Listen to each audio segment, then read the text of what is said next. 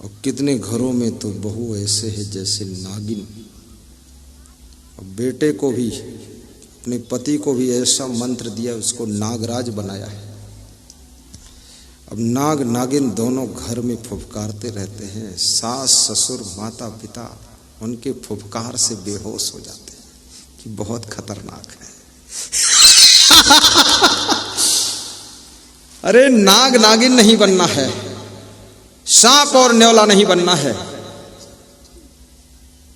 उस फुलवारी के फूल बनना है जिसमें नाना प्रकार के फूल खिले होते हैं और एक फूल के पास में दूसरे कलर का फूल लगा रहता है। गुलाब, गेंदा, चंपा, चमेली, जूही, बेला, सारे फूल एक साथ फुलवारी में खिलते हैं। एक फूल दूसरे से नफरत नहीं करता है। हवा में जब झूमते हैं एक दूसरे से लिपट झपट जाते हैं और फुलवारी की शोभा बढ़ाते हैं। आपका घर भी फुलवारी है, आप सब उस घर के फूल हो। आपस में लिपट झपट के रहना, प्रेम से रहना, तो घर की शोभा बढ़ेगी।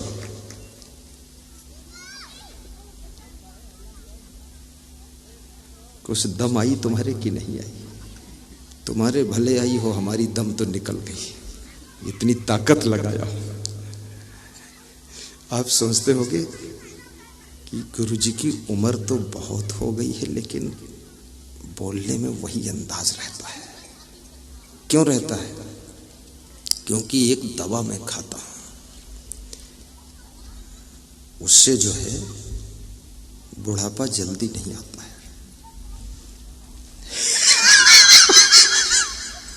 अब तुम सोच रहे बता दो गुरुदेव हम भी खा ले।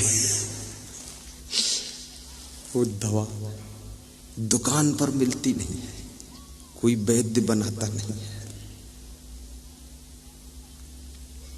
उस दवा का नाम बताता नहीं हूं अभी, शायद कल बता दूंगा। साहिब बंदगी बोलो।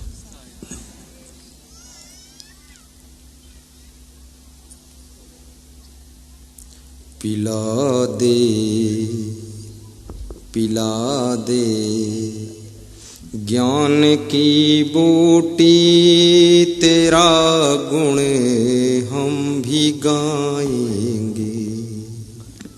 गाओ। पिला दे ज्ञान की बूटी, तेरा गुण हम भी गाएंगे। दिला दे दर्श गुरुवर का, तेरा गुण हम भी गाएंगे। दिला दे दर्श सतगुरु का, तेरा गुण हम भी गाएंगे। ये दर्शन, गुरु का दर्शन ज्ञान और गुरु के ज्ञान की बूटी ऐसे नहीं मिलती है। तेरा गुण हम भी गाएंगे। आज जो दर्शन मिला है श्री तोखनलाल साहू, श्रीमती प्रेरणा साहू की श्रद्धा से सभी को दर्शन प्राप्त हुआ है। कोई न कोई प्लेटफार्म बनता है, तब सत्संग का हवाई जहाज उतरता है।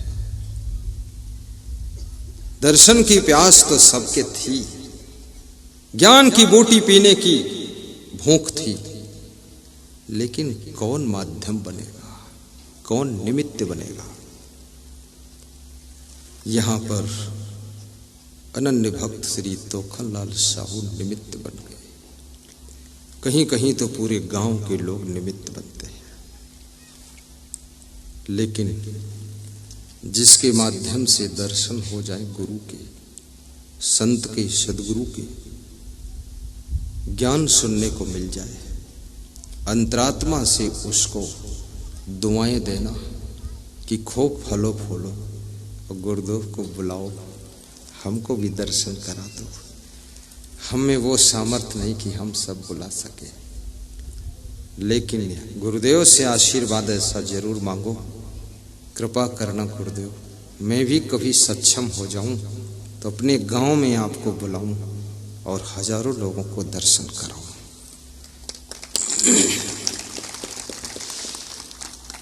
दिला दे दर्श गुरुवर का, तेरा गुण हम भी गाएंगे। दिला दे, गाइए। दर्श गुरुवर का, तेरा गुण हम भी गाएंगे। पिला दे ज्ञान की बूटी, तेरा गुण हम भी गाएंगे। पिला दे सब गुनगुनाओ, सीख जाओ। बूटी, तेरा गुण हम भी गाएंगे। तेरा गुण हम भी गाएंगे। तेरा गुण गाइए, प्रीत कुमार मुस्कराइए और गाइए। तेरा गुण हम भी गाएंगे। तेरा गुण हम भी गाएंगे। जिसके माध्यम से स्वयं को लाभ मिले, दर्शन मिले, सत्संग मिले, कल्याण की राह मिले, उसका गुणगान करना चाहिए, कृतज्ञता ज्ञापित करना चाहिए, उसको धन्यवाद देना चाहिए कि धन्य हो आप। एक राजा अपने मंत्री के साथ, मंत्री और संतरी, संतरी यानी सिक्योरिटी गार्ड, सिपाही, उनके साथ जा रहा था। तो रास्ते में एक साधु का आश्रम आया। तो राजा रुका, ठिठका और साधु के आश्रम में गया। तो एक मंत्री ने कहा, अरे उस साधु के यहाँ क्या जाओगे? मुंह ऐंठ के बताया, अरे वहां क्या जाओ। ये राजा महाराजा जो होते ना, इनका अहंकार बढ़ाने वाले भी साथ रहते हैं और फुला फुला के जब तक गुब्बारा फूट न जाए। मुंह ऐंठ कर बोला, अरे वहां क्या जाओगे? राजा ने कहा, शांत रहो। तो मंत्री ने सोचा, चलो जा रहे हैं, जाने दो, साथ में चल रहे हैं, कोई बात नहीं, चलो। गए वहां। राजा ने हाथ जोड़कर नमस्कार किया, प्रणाम साहिब बंदगी महाराज। यहां तक तो मंत्री को ठीक लगा, लेकिन राजा ने सिर झुकाकर वो साधु के चरणों में रख दिया, शीश मुकुट भी रख लिया। साधु ने सिर पे हाथ रखा और सिर उठाकर ऊपर किया। मंत्री को बहुत गुस्सा आई कि पूरा देश जिसके चरणों में झुकता है, बेवकूफ कहीं का राजा बाजा वहां मूड धर के पड़ा है। बहुत गुस्सा आई उसको। राजा गंभीर स्वभाव का था,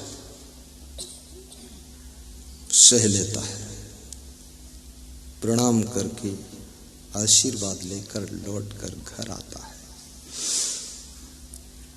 अब मंत्री के अंदर सब उथल पुथल हो रही थी कि कब टाइम मिले, कब राजा को समझाऊं, कहूं।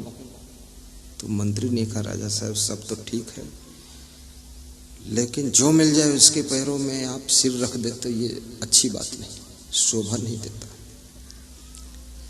आपके चरणों में सब लोग शीश झुकाते हो, आप अपना शीश कहाँ वो साधु वाधु के चरणों में झुकाते हैं। राजा ने कहा कि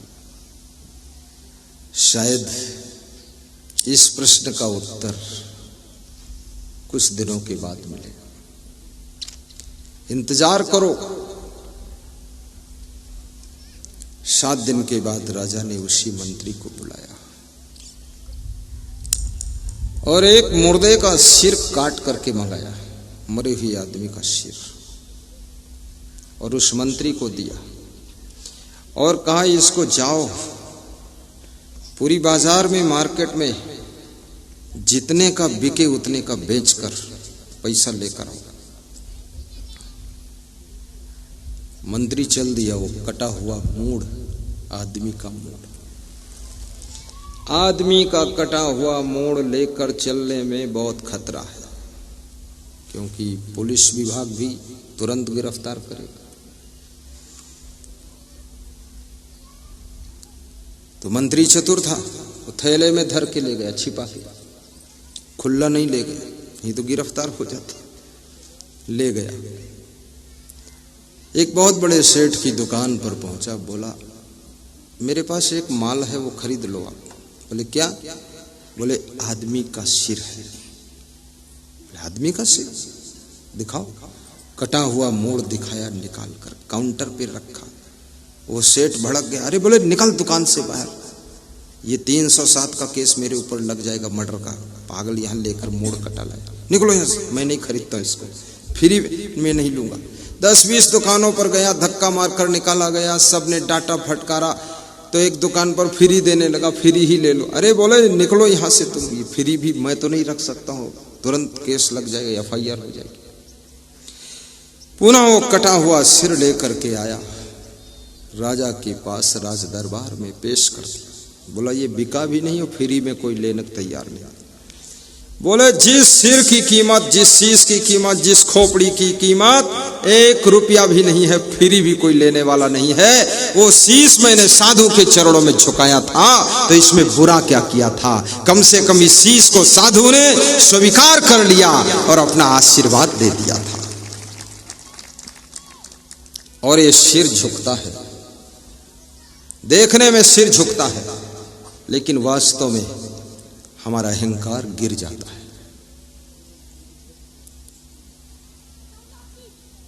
ऐसे कोई भी चीज उठानी हो आपको, तो आपको झुकना पड़ता है, लेकिन किसी के चरणों में शीश झुकाना हो, जब तक आप अपने अहंकार को गिरा नहीं पाओगे, तब तक शीश झुकने को राजी ना होगा।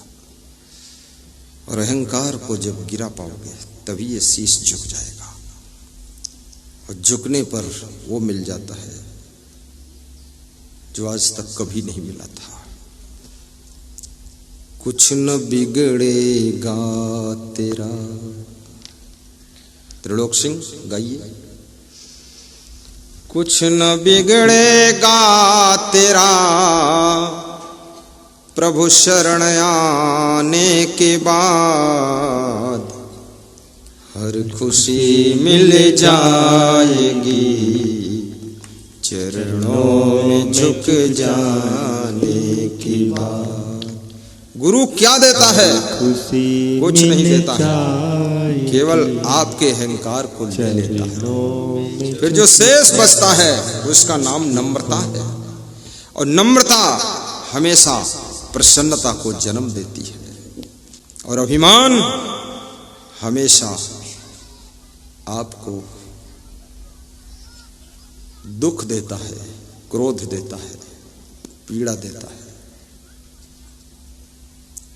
इसलिए गुरु से सीखना तो नम्रता सीखना।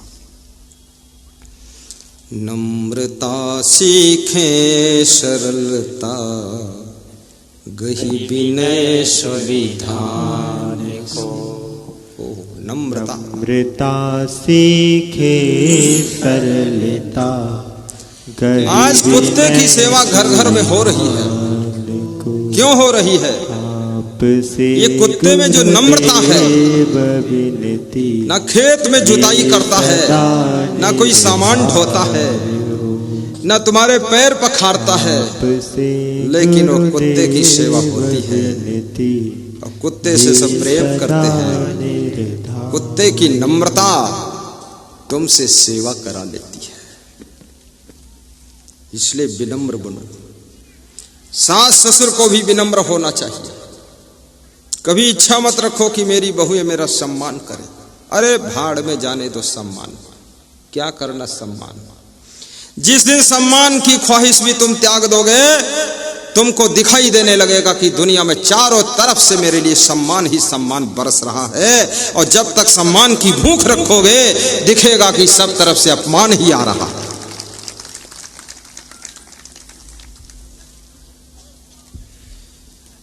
कुछ न बिगड़ेगा तेरा, प्रभु शरण आने के बाद। शरण शरण, आप किसकी शरण में हैं?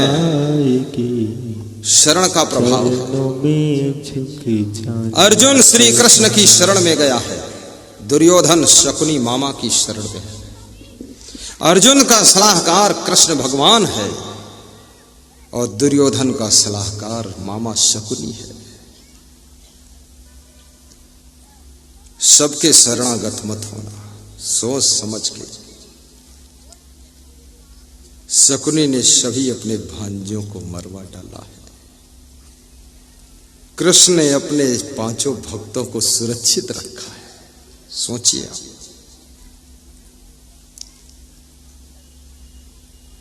कोई महान गुरु की शरण में जाइए,